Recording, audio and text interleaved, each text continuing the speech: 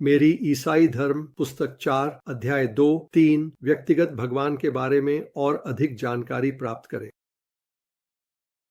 पिछला अध्याय उत्पन्न करने और बनाने के बीच के अंतर के बारे में था। एक आदमी एक बच्चे को उत्पन्न करता है, लेकिन वह केवल एक मूर्ति बनाता है। भगवान मसीह को उत्पन्न करता है, लेकिन वह केवल मनुष्यों को बनाता है। लेकिन ऐसा कहकर मैंने भगवान के बारे में केवल एक बिंदु को स्पष्ट किया है, यानी जो भगवान पिता उत्पन्न करता है वह भगवान है, जो उसके समान ही एक चीज है।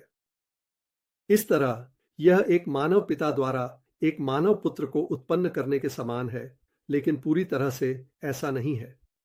तो मुझे थोड़ा और समझाने की कोशिश करनी चाहिए। आजकल कई लोग कहते हैं, मैं एक भगवान में विश्वास करता हूं, लेकिन एक व्यक्तिगत भगवान में नहीं। वे महसूस करते हैं कि जो रहस्यमय चीज सभी अन्य चीजों के पीछे है, वह एक व्यक्ति से अधिक होनी चाहिए। अब ईसाई पूरी तरह सहमत हैं, लेकिन ईसाई ही एकमात्र लोग हैं जो यह विचार पेश करते हैं कि एक ऐसा प्राणी जो व्यक्तित्व से परे है, वह कैसा हो सकता है। बाकी सभी लोग, हालांकि वे कहते हैं कि भगवान व्यक्तित्व से परे है, वास्तव में उसे एक निराकार चीज के रूप में सोचते हैं, यानी कुछ ऐसा जो व्यक्तिगत से कम हो। अगर आप कुछ बेहद व्यक्तिगत, कुछ ऐसा जो एक व्यक्ति से अधिक हो की तलाश कर रहे हैं, तो यह ईसाई विचार और अन्य विचारों के बीच चुनने का सवाल नहीं है। ईसाई विचार ही एकमात्र ऐसा विचार है जो बाजार में है। फिर कुछ लोग सोचते हैं कि इस जीवन के बाद, या शायद कई जीवनों के बाद, मानव आत्माएं भगवान में समाहित हो जाएंगी। लेकिन जब वे यह समझाने की कोशिश करते हैं कि उनका क्या मतलब है, तो वे ऐसा सोचते हैं कि हम भगवान में समाहित हो रहे हैं, जैसे एक भौतिक चीज दूसरी में समाहित होती है। वे कहते हैं कि यह एक पानी की बूंद के समुद्र में समाने के समान है, लेकिन बेशक यह बूंद का अंत है। अगर हमारे साथ ऐसा होता है, तो हमारा समाहित होना अस्तित्व समाप्त करने के समान है। केवल ईसाई ही यह समझते हैं कि मानव आत्माएं कैसे भगवान के जीवन में ली जा सकती हैं, फिर भी वे खुद को बनाए रख सकती हैं। वास्तव में वे पहले से कहीं अधिक अपने आप में होते हैं। मैंने आपको चेतावनी दी थी कि धर्मशास्त्र व्यावहारिक है। जिस पूरे उद्देश्य के लिए हम अस्तित्व में हैं, वह इस तरह से भगवान के जीवन में लिया जाना है। उस जीवन के बारे में गलत विचार इसे और कठिन बना देंगे। और अब कुछ क्षणों के लिए मुझे आपसे निवेदन करना है कि आप थोड़ा ध्यान से सुने। आप जानते हैं कि अंतरिक्ष में आप 3 तरीकों से चल सकते हैं, बाईं ओर या दाईं ओर, आगे या पीछे, ऊपर या नीचे। हर दिशा इनमें से एक है या उनके बीच का कोई समझौता है। इन्हें 3 आयाम कहा जाता है। अब इस पर ध्यान दें। अगर आप केवल एक आयाम का उपयोग कर रहे हैं, तो आप केवल एक सीधी रेखा खींच सकते हैं। अगर आप 2 का उपयोग कर रहे हैं, तो आप एक आकृति खींच सकते हैं, जैसे एक वर्ग। और वर्ग 4 सीधी रेखाओं से बना होता है। अब एक कदम आगे बढ़ते हैं। अगर आपके पास 3 आयाम हैं, तो आप वह बना सकते हैं जिसे हम ठोस शरीर कहते हैं, जैसे एक घन। एक चीज जैसे एक पासा या चीनी का टुकड़ा। और एक घन 6 वर्गों से बना होता है। क्या आप बात समझ रहे हैं? एक आयाम की दुनिया एक सीधी रेखा होगी। 2 आयामी दुनिया में आप अभी भी सीधी रेखाएं प्राप्त करते हैं, लेकिन कई रेखाएं मिलकर एक आकृति बनाती है। 3 आयामी दुनिया में आप अभी भी आकृतियां प्राप्त करते हैं, लेकिन कई आकृतियां मिलकर एक ठोस शरीर बनाती है। दूसरे शब्दों में, जैसे जैसे आप अधिक वास्तविक और अधिक जटिल स्तरों की ओर बढ़ते हैं, आप पीछे उन चीजों को नहीं छोड़ते जो आपने सरल स्तरों पर पाई थी। आपके पास वे अभी भी हैं, लेकिन नए तरीकों से मिलकर, ऐसे तरीकों से जिन्हें आप केवल सरल स्तरों को जानते हुए नहीं सोच सकते थे। अब ईसाई धर्म का भगवान के बारे में विवरण भी बिल्कुल इसी सिद्धांत को शामिल करता है। मानव स्तर एक सरल और काफी खाली स्तर है। मानव स्तर पर एक व्यक्ति एक प्राणी है, और कोई भी 2 व्यक्ति 2 अलग अलग प्राणी हैं। जैसे 2 आयामों में मान लीजिए एक सपाट कागज पर एक वर्ग एक आकृति है, और कोई भी 2 वर्ग 2 अलग अलग आकृतियां हैं। ईश्वरीय स्तर पर आप अभी भी व्यक्तित्व पाते हैं, लेकिन वहां आप उन्हें नए तरीकों से मिलकर पाते हैं, जिन्हें हम जो उस स्तर पर नहीं रहते कल्पना नहीं कर सकते। भगवान के आयाम में कहने के लिए आप एक ऐसा प्राणी पाते हैं जो 3 व्यक्तियों का है, जबकि एक प्राणी बना रहता है, जैसे एक घन 6 वर्गों का होता है, जबकि एक घन बना रहता है। बिल्कुल, हम उस तरह के प्राणी को पूरी तरह से समझ नहीं सकते। जैसे अगर हम इस तरह बने होते कि हम केवल 2 आयामों को ही महसूस करते, हम कभी भी एक घन की सही तरीके से कल्पना नहीं कर सकते। लेकिन हम इसका एक तरह का हल्का सा विचार प्राप्त कर सकते हैं, और जब हम ऐसा करते हैं तो हम अपने जीवन में पहली बार कुछ सकारात्मक विचार प्राप्त कर रहे होते हैं, चाहे वह कितना ही हल्का क्यों ना हो। कुछ सुपर व्यक्तिगत के बारे में, एक व्यक्ति से कुछ अधिक। ये कुछ ऐसा है जिसे हम कभी नहीं समझ सकते, और फिर भी एक बार जब हमें बताया गया तो ऐसा लगता है कि हमें इसे अनुमान लगाने में सक्षम होना चाहिए था, क्योंकि यह उन सभी चीजों के साथ बहुत अच्छी तरह से मेल खाता है जो हम पहले से जानते हैं। आप पूछ सकते हैं, अगर हम 3 व्यक्तिगत प्राणी की कल्पना नहीं कर सकते तो उसके बारे में बात करने का क्या फायदा? खैर, उसके बारे में बात करने का कोई फायदा नहीं है।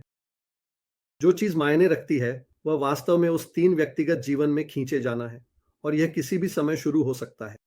आज रात अगर आप चाहें। मेरा मतलब यह है, एक साधारण सरल ईसाई घुटने टेक कर अपनी प्रार्थना करने बैठता है। वह भगवान से संपर्क करने की कोशिश कर रहा है, लेकिन अगर वह एक ईसाई है तो उसे पता है कि प्रार्थना करने के लिए जो उसे प्रेरित कर रहा है वह भी भगवान है। भगवान कहने के लिए उसके अंदर। और उसे यह भी पता है कि भगवान के बारे में उसकी सारी असली जानकारी मसीह के माध्यम से आती है, जो आदमी था और भगवान भी। मसीह उसके पास खड़े हैं, उसे प्रार्थना करने में मदद कर रहे हैं, उसके लिए प्रार्थना कर रहे हैं। आप देख सकते हैं कि क्या हो रहा है। भगवान वह चीज है जिसे वह प्रार्थना कर रहा है, वह लक्ष्य जिसे वह हासिल करने की कोशिश कर रहा है। भगवान वह चीज भी है जो उसके अंदर है, जो उसे आगे बढ़ा रही है, प्रेरणा शक्ति। भगवान वह रास्ता या पुल भी है जिसके माध्यम से उसे उस लक्ष्य की ओर खींचा जा रहा है। इसीलिए 3 व्यक्तिगत प्राणी का पूरा 3 गुना जीवन वास्तव में उस साधारण छोटे बेडरूम में चल रहा है, जहां एक साधारण आदमी अपनी प्रार्थना कर रहा है। आदमी एक उच्चतर जीवन में खींचा जा रहा है, जिसे मैं जो या आध्यात्मिक जीवन कहता हूं। वह भगवान द्वारा भगवान की ओर खींचा जा रहा है, जबकि वह अभी भी खुद बना हुआ है। और इसी तरह धर्मशास्त्र की शुरुआत हुई। लोग पहले से ही भगवान के बारे में एक अस्पष्ट तरीके से जानते थे। फिर एक आदमी आया जिसने खुद को भगवान होने का दावा किया, और फिर भी वह ऐसा आदमी नहीं था जिसे आप पागल समझकर खारिज कर सकें। उसने उन्हें अपने पर विश्वास करने के लिए मजबूर कर दिया। उन्होंने उसे फिर से देखा जब उन्होंने उसे मारा हुआ देखा। और फिर जब वे एक छोटे से समाज या समुदाय में संगठित हो गए तो उन्होंने किसी न किसी तरह भगवान को अपने अंदर भी पाया। उन्हें निर्देशित करना, उन्हें ऐसी चीजें करने में सक्षम बनाना जो वे पहले नहीं कर सकते थे। और जब उन्होंने सब कुछ समझ लिया तो उन्हें पता चला कि वे 3 व्यक्तिगत भगवान की ईसाई परिभाषा पर पहुंच गए हैं। यह परिभाषा कुछ ऐसा नहीं है जो हमने बनाई है। धर्मशास्त्र एक अर्थ में प्रयोगात्मक ज्ञान है। यह सादी धर्म ही है जो बनावटी होती हैं। जब मैं कहता हूं कि यह एक प्रयोगात्मक विज्ञान है, तो एक अर्थ में मेरा मतलब है कि यह कुछ हद तक अन्य प्रयोगात्मक विज्ञानों की तरह है, लेकिन सभी में नहीं। अगर आप एक भूविज्ञानी हैं जो चट्टानों का अध्ययन कर रहे हैं, तो आपको जाकर चट्टानें ढूंढनी होंगी। वे आपके पास नहीं आएंगे, और अगर आप उनके पास जाते हैं तो वे भाग नहीं सकते। यह पहल आपके पक्ष में है। वे न तो मदद कर सकते हैं और न ही बाधा डाल सकते हैं। लेकिन मान लीजिए कि आप एक प्राणी विज्ञानी हैं और अपने प्राकृतिक आवास में जंगली जानवरों की तस्वीरें लेना चाहते हैं। यह चट्टानों का अध्ययन करने से थोड़ा अलग है। जंगली जानवर आपके पास नहीं आएंगे, लेकिन वे आपसे भाग सकते हैं। अगर आप बहुत चुप नहीं रहेंगे तो वे भाग जाएंगे। उनकी तरफ से थोड़ी सी पहल शुरू होने लगी है। अब एक स्तर ऊंचा, मान लीजिए कि आप एक इंसान को जानना चाहते हैं। अगर वह यह तय कर ले कि वह आपको जानने नहीं देगा तो आप उसे नहीं जान पाएंगे। आपको उसका विश्वास जीतना होगा। इस मामले में पहल समान रूप से बांटी गई है। दोस्ती बनाने के लिए 2 लोगों की जरूरत होती है। जब आप भगवान को जानने की बात करते हैं तो पहल उनके पक्ष में होती है। अगर वह खुद को नहीं दिखाता तो आप जो भी करें उससे आप उसे नहीं ढूंढ पाएंगे। और वास्तव में वह कुछ लोगों को खुद का बहुत अधिक हिस्सा दिखाता है बनिस्बत दूसरों के। नहीं क्योंकि उसके पास पसंदीदा होते हैं, बल्कि इसलिए कि उसके लिए किसी ऐसे व्यक्ति को खुद को दिखाना असंभव है जिसका पूरा मन और चरित्र गलत स्थिति में है। जैसे सूरज की रोशनी हालांकि इसके पास कोई पसंदीदा नहीं होते, एक धूल भरे दर्पण में उतनी स्पष्टता से नहीं परिलक्षित होती जितनी कि एक साफ दर्पण में। आप इसे इस तरह भी कह सकते हैं कि जबकि अन्य विज्ञानों में आप जो उपकरण उपयोग करते हैं वे आपके लिए बाहरी चीजें हैं, जैसे माइक्रोस्कोप और टेलीस्कोप। जिस उपकरण के माध्यम से आप भगवान को देखते हैं वह आपका पूरा आत्म है। और अगर किसी आदमी का आत्मा साफ और चमकदार नहीं है तो भगवान का उसका दृष्टिकोण धुंधला होगा, जैसे चांद एक गंदे टेलीस्कोप के माध्यम से देखा जाता है। इसलिए भयानक देशों की भयानक धर्म होते हैं, वे भगवान को एक गंदे लेंस के माध्यम से देख रहे हैं। भगवान खुद को जैसे हैं असली लोगों को ही दिखा सकते हैं।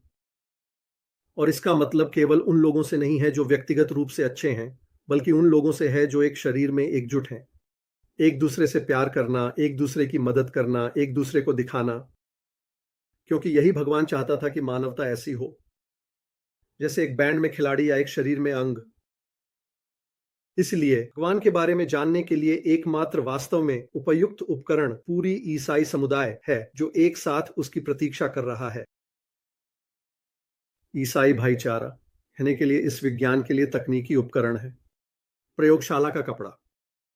यही कारण है कि ये सभी लोग जो हर कुछ सालों में अपने खुद के किसी पेटेंट सरल धर्म के साथ आते हैं जो ईसाई परंपरा का विकल्प है, वास्तव में समय बर्बाद कर रहे हैं।